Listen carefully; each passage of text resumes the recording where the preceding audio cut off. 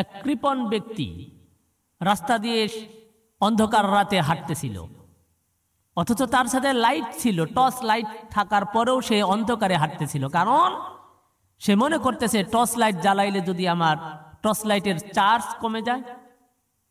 অন্ধকারে হাঁটতে হাঁটতে কৃপণ ব্যক্তি এক সময় হোঁচট খেয়ে পড়ে গেল। পড়ে যাওয়ার পরেই তার হাতটি টর্চ লাইটের সুইচের উপরে গিয়ে লাগলে সুইচটি অন হয়ে গেল। সামনে টর্চ লাইটের আলো চলে গেল। সামনে এক পথিক ছিল, অন্ধকারে হাঁটতেছিল। এমত অবস্থায় পিছন থেকে এক পথিকের লাইট পাওয়ার পরে সে প্রশংসা করলো, অন্ধকারে আলো, লোকটি কত ভালো। কৃপণ ব্যক্তি শোনার পরে বলল, আসারটি এই কাজ করলো, কত ব্যাটারি যে গেল। তার মানে কৃপণ ব্যক্তি বুঝাচ্ছে যে আমি ইচ্ছা করে তো তোমাকে লাইট মারিনি, বরঞ্চ আমি যে হোঁচট খেয়েছি, আচার খেয়েছি, আচার খাওয়ার কারণে আমি তোমাকে লাইট মেরে তোমাকে সহায়তা করেছি। আমি এখান থেকে যেটা বোঝাতে চাচ্ছি যে কৃপণ ব্যক্তিরা যে কৃপণ হয় এর পিছনে কিছু কারণ রয়েছে, এবং কৃপণ ব্যক্তিদেরকে অন্য এক কৃপণ ব্যক্তিও কি বাসে না, ভালোবাসে না। মানুষ আমাদের সমাজের মধ্যে চার প্রকার। কয় প্রকার? চার প্রকার। এক নম্বর হলো কৃপণ, দুই নম্বর হলো কুঞ্জুর, তিন নম্বর হলো দাতা, চার নম্বর হলো দানশীল। কৃপণ ওই ব্যক্তিকে বলে যে কৃপণতা করে, মানুষকে কোনো কিছু দেয় না, খাবার দেয় না, সাহায্য করে না, তাকেই কৃপণ বলে।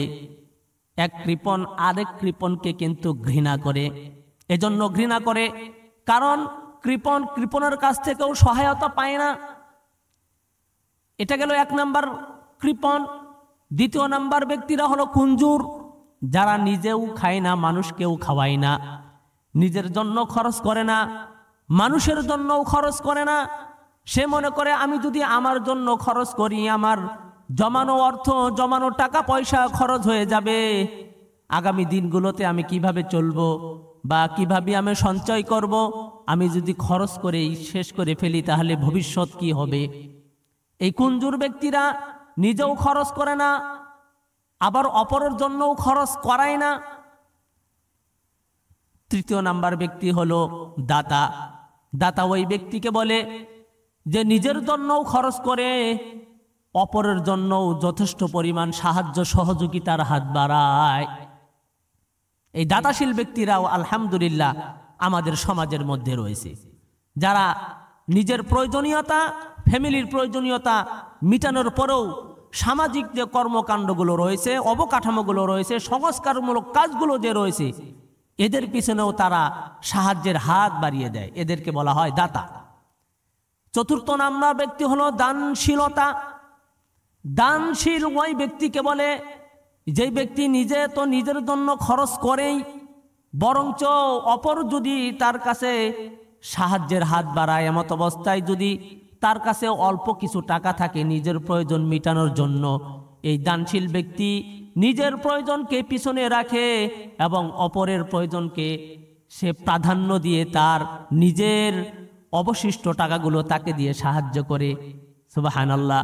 এই ব্যক্তিকে বলা হয় কি? দানশীল। আমাদের সমাজে এই চার চরিত্রের ব্যক্তিরা কিন্তু রয়েছে। সেখান থেকে আমরা দুটি চরিত্রকে কি করব? বর্জন করব, ত্যাগ করব। একটি হলো কৃপণ, আরেকটি হলো কুঞ্জুর। কৃপণ যে কৃপণতা করে, আর কুঞ্জুর যে কি করে, তার কৃপণতা আরো একটু বৃদ্ধি পায়, সে আরো বেশি কৃপণতা করে। মহান আল্লাহ তাআলা পবিত্র কালামের মধ্যে বলেছেন, ইন্নামা আমওয়ালুকুম ওয়া আওলাদুকুম ফিতনাহ। তোমরা যে দুটি জিনিসের জন্য দুনিয়াতে পাগল পারা হয়েছো, মরিয়া হয়ে পড়েছো, তা হলো সন্তান এবং সম্পদ। এই দুটি জিনিসই হলো তোমাদের জন্য ফিতনা স্বরূপ। সম্পদকে নিয়ে যদি তুমি বাহাদুরি করো, অহংকারী করো, আল্লাহ তাআলার হুকুমের মধ্যে না থাকো, মহান আল্লাহ তাআলা বলতেছে এই সম্পদ, এই সন্তান তোমার জন্য একদিন কাল হয়ে দাঁড়াবে, বিপদ হয়ে দাঁড়াবে, মুসিবত হয়ে দাঁড়াবে। আল্লাহর রাসূল সাল্লাল্লাহু আলাইহি সাল্লাম হাদিসের মধ্যে বলেছেন, বাঈদুম মিনাল জান্নাহ করিবুম মিনান নার।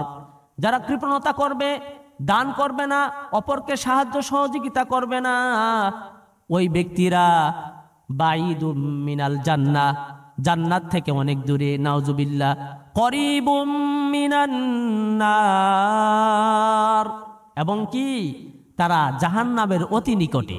এজন্য প্রিয় উপস্থিতি, আমরা কৃপণ এবং কুঞ্জুর থেকে দূরে থাকব, দানশীলতা আমাদের মধ্যে অভ্যাস করার জন্য চেষ্টা করব। যেই সম্পদের সদকা থাকে, দান থাকে, সেটা 1 টাকা হোক 2 টাকা হোক, সেই সম্পদ কিন্তু বৃদ্ধি পায়, বরকত হয়। এবং আল্লাহ রাসূল বলেছেন, যেই ব্যক্তিরা দান করে, এই দানশীল ব্যক্তির উপর থেকে আল্লাহ তাআলার গোস্বাকে হটাই নেওয়া হয়। মানে আল্লাহ তাআলা ওই ব্যক্তির উপরে গোস্বা হন না, রাগ হন না, যে ব্যক্তি দান করে। অতএব আমার উপরে যেন আল্লাহ তাআলা রাগ না হন, গোস্বা না হন, এই জন্য একটি হাতিয়ার রয়েছে, সেটার নাম হলো দান, সদকা। এটা আমরা করব। মহান আল্লাহ তাআলা আপনাকে আমাকে তৌফিক দান করুক, আমিন।